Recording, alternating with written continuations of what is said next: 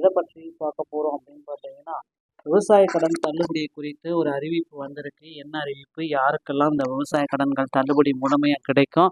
இது குறித்து இந்த வீடியோவில் முழுமையான தகவலை நாம் இப்போ பார்க்கலாங்க.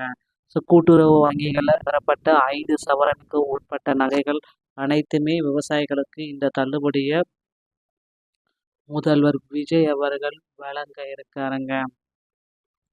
ஸோ மக்களே, கவலையை விடுங்க. விவசாயிகளுக்காக 5 சவரனுக்கு உட்பட்ட நகைகள் அனைத்துமே, அது 3 லட்சத்திலிருந்து 4 லட்சம் வரை அனைத்து நகைகளுக்குமே தள்ளுபடி அப்படின்ற அறிவிப்பு முதலமைச்சர் விரைவில் அறிவிருக்காரு. அதாவது ஜூன் 15ஆம் தேதி மறுபரிசீலனை செய்யப்பட்டது.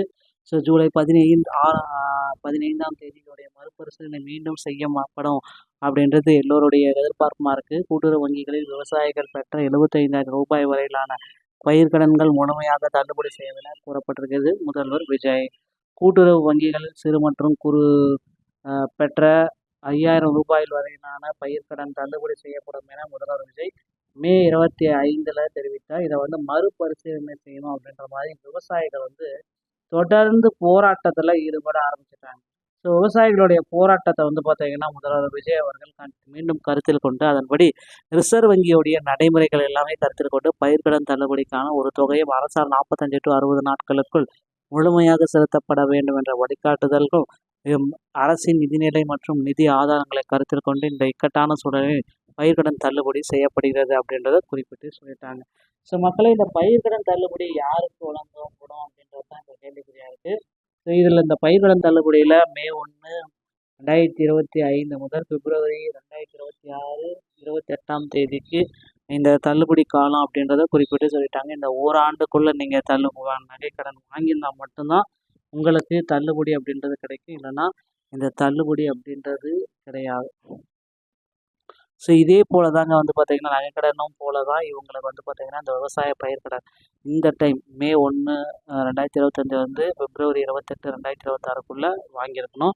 14.43 லட்சம் விவசாயிகளுக்கு 6,000 கோடி ரூபாய் வரை தள்ளுபடி செய்யப்படும் அப்படின்றது முதல்வர் விஜய் குறிப்பிட்டார். இப்போது இதே போல 7,000 ரூபாய்க்கு மேல் கடன் பெற்ற விவசாயிகளுக்கு 35,000 ரூபாய் தள்ளுபடி செய்யப்படும்.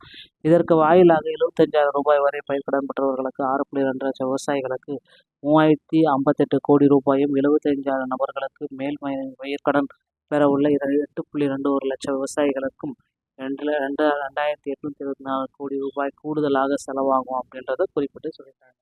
ஸோ கண்டிப்பாக பார்த்தீங்கன்னா இந்த விவசாயத்துறையில் ஒரு பெரிய மாற்றங்களை ஏற்படுத்த போகிறாங்க. கண்டிப்பாக இதில் நிறைய பேர்த்துக்கு நிறைய விதமான ஒரு அப்டேட் வரும் அப்படின்றத எதிர்பார்க்கலாம்.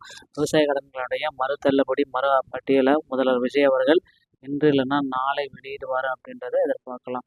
ஸோ இந்த பட்டியலில் தாங்க நிறைய பேர்த்துக்கு நிறைய வாய்ப்புகள் கிடைக்கும் அப்படின்றத உறுதிப்படுத்தலாம். ஸோ விடுபட்டவர்களுடைய பெயர்கள் பார்த்தீங்கன்னா இந்த மறுபட்டியலில் வரும் அப்படின்றது எல்லோருடைய எதிர்பார்ப்புமா இருக்குது. ஸோ அதுக்கு அடுத்து பார்த்திங்கன்னா தேர்தல் வாக்குறுதிகளில் குறிப்பிட்ட மாதிரி இந்த என்ன பண்ணணும் அப்படின்றது தான் இப்போ கேள்விக்குறியாக இருக்குது. தேர்தல் வாக்குறுதிகள் அப்படின்றது பார்த்திங்க அப்படின்னா 5 சவரனுக்கு உள்ள அனைத்துமே 5 சவரனுக்கு மேலே 50%. இதை உரிய தள்ளுபடிகளோட முதலமைச்சர் கூடி பேசி கண்டிப்பாக மக்களுக்கு ஒரு நல்ல செய்தியை வெளியிடுவார் அப்படின்றத எதிர்பார்க்கலாம். ஸோ இந்த தாண்டி தகவல்களை உடனுக்குடன் பெற நீங்கள் நம்முடைய சேனலை சப்ஸ்கிரைப் பண்ணி பெல்லை கிளிக் பண்ணி வச்சுக்கோங்க. மீண்டும் ஒரு நல்ல தகவலுடன் நான் உங்களை சந்திக்கிறேன். நன்றி, வணக்கம்.